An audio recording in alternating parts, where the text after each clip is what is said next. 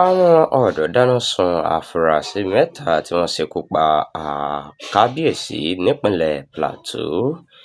Àwọn èèyàn tínú ń bí kan ti ṣèdájọ́ ojú ẹsẹ̀ fún àwọn àfúrásì mẹ́ta tí wọ́n lọ́wọ́ nínú ṣíṣekú pa orí adé kan àti ìyàwó pẹ̀lú ọmọ rẹ̀ lágbègbè Kwalak ní apá àríwá ìjọba ìbílẹ̀ Langtang nípínlẹ̀ Plateau.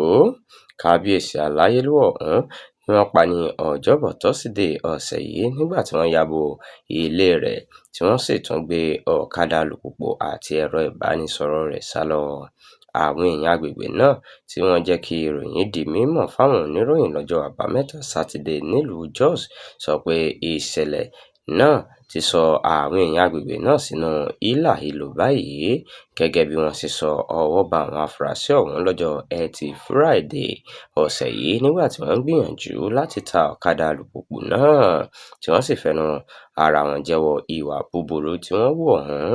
Ìròyìn jẹ́ kó di mímọ̀ pé nígbà tí wọ́n gbé wọn lọ sí àgọ́ ọlọ́pàá ní àwọn ọ̀dọ́ tínú ń bí dá wọn dúró tí wọ́n sì dáná sun wọ́n.